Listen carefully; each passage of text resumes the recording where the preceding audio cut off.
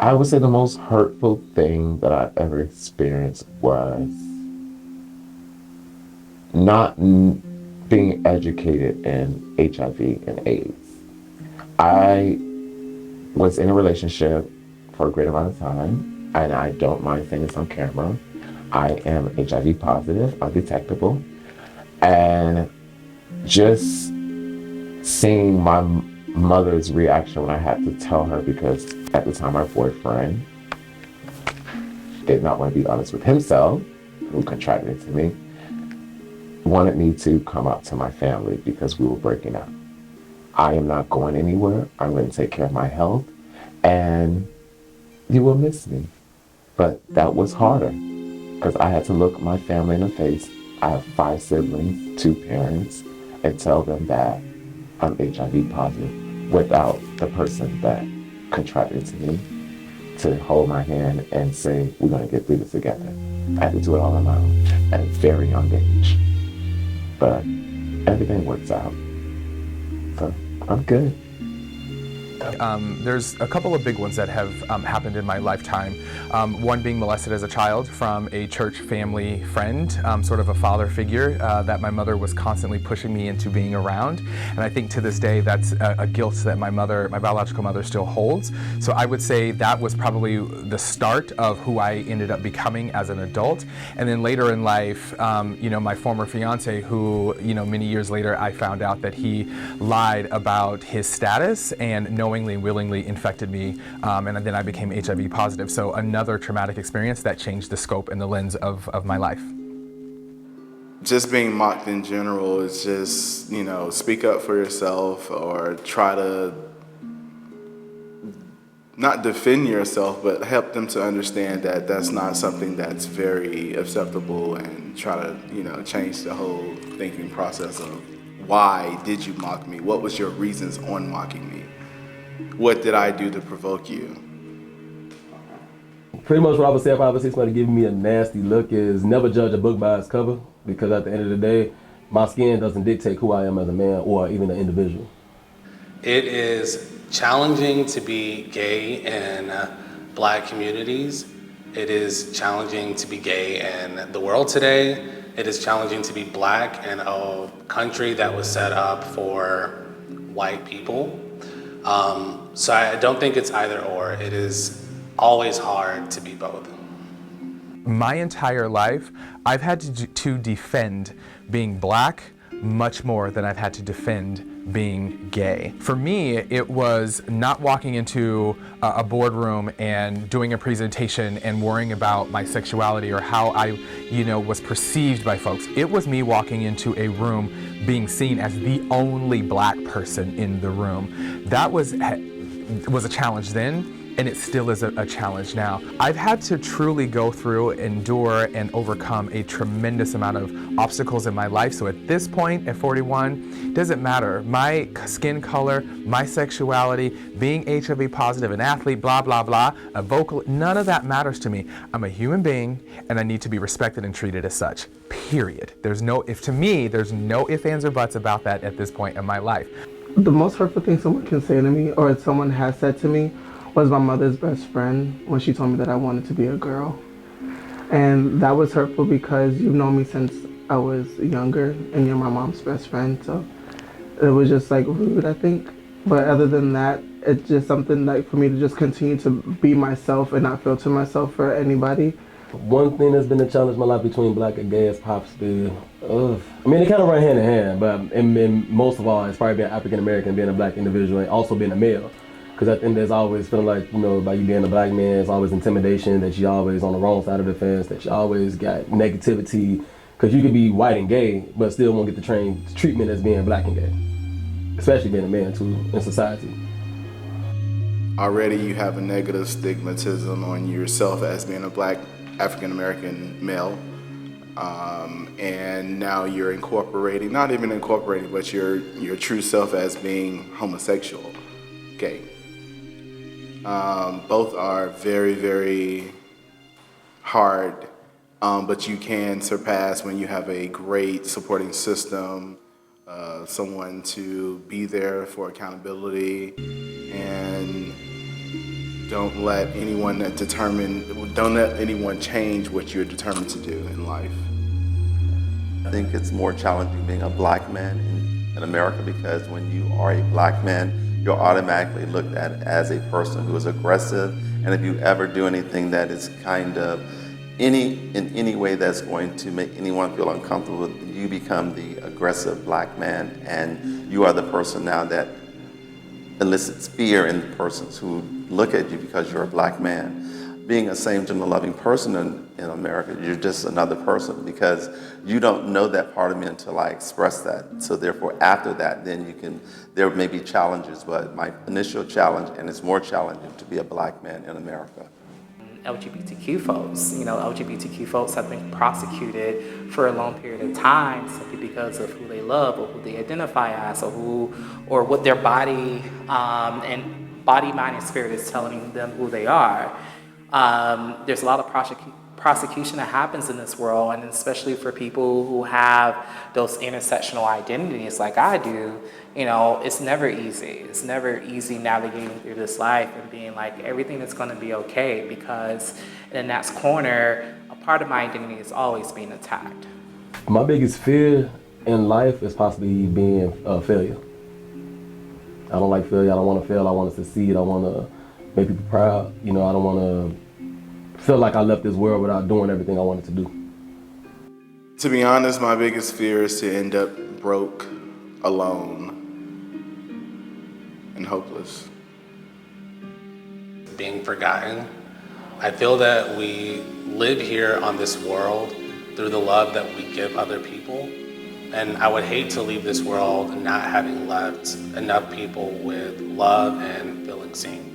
Leave this earth without leaving a mark or leaving a legacy, not leaving something behind. So therefore, 5, 10, 15, 20 years from now, someone says Lorenzo Robertson, they're like, oh yeah, he did this. I want to be able to leave a legacy. Being bitter at life. There's always been the biggest fear of mine of just not feeling fulfilled to the point where I feel bitter, and I'm using that bitterness and that energy to put it on somebody else.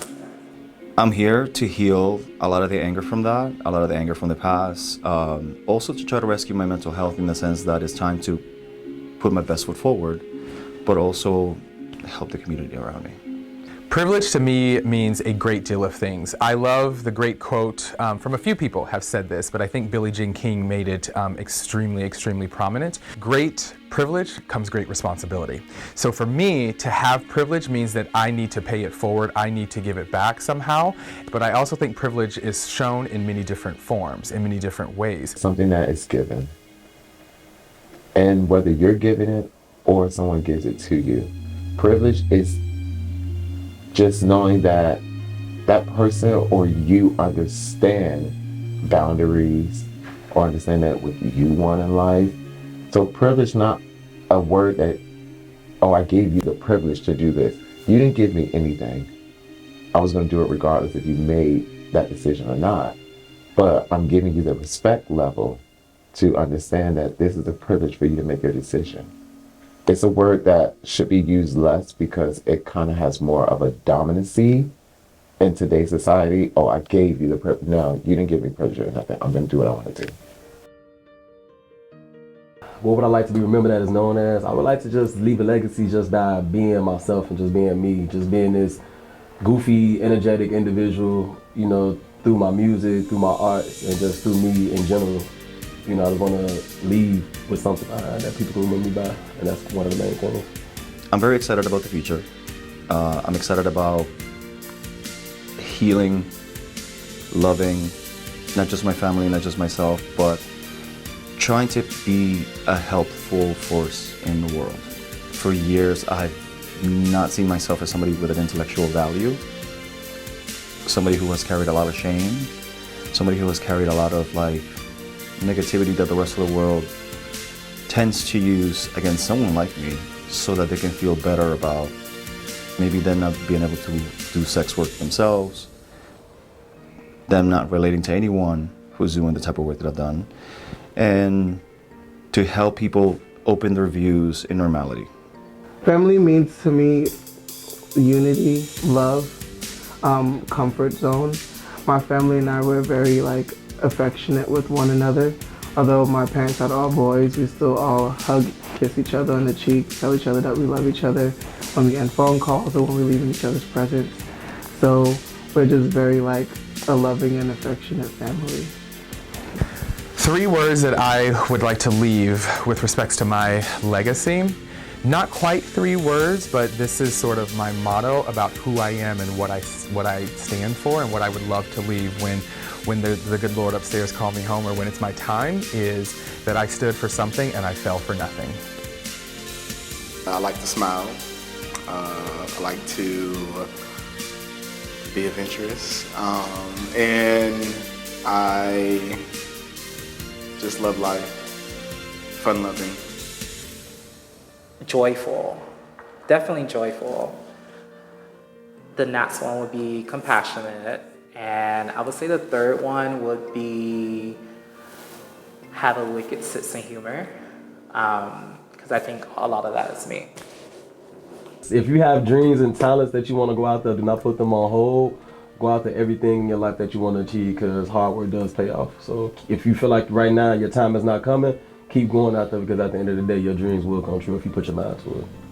Take your time, go to the right people, get the right advice, and make sure that anybody that is on your side is actually truly there supporting you. Don't let no one stray you for what you want to be in this world, because I'm doing it now and I'm living in it. And it's not easy, but it's good. And you'll be proud. I hope I'll be proud, but it's good. Every day is a blessing.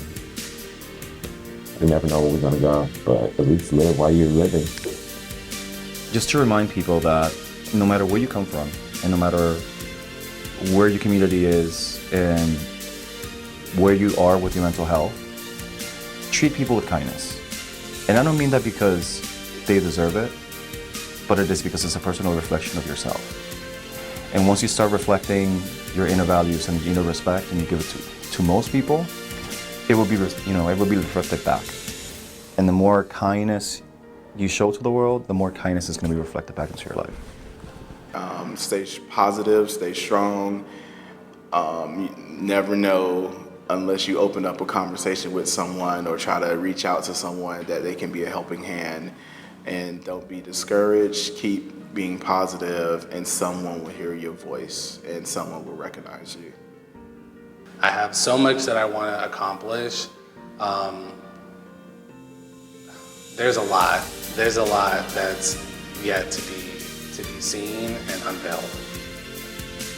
For another young Black man who is seeking advice and support, I would say don't give up. Stand in who you are and where you are, and work from there towards whatever it is that you want for yourself.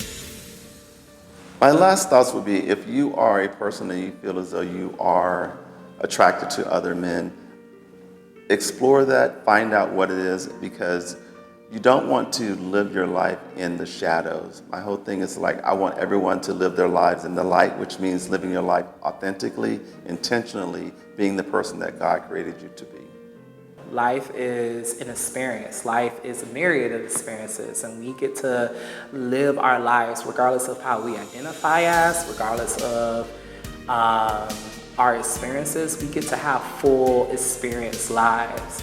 And so don't let anyone tell you that you're being too femme, or you can't express yourself, or you can't cry, or you can't experience beautiful spaces of joy. You get to have access to all those things and those experiences.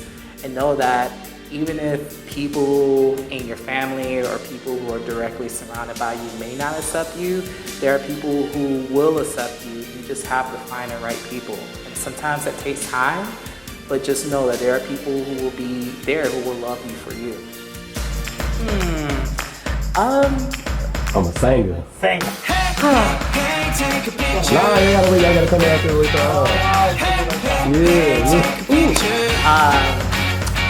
Punch the job. It's just so. Or you do the fake laugh. It's like. My secret talent, I would say, would be crochet. Yeah. 100% an open book. Obviously, she wrote a memoir, so.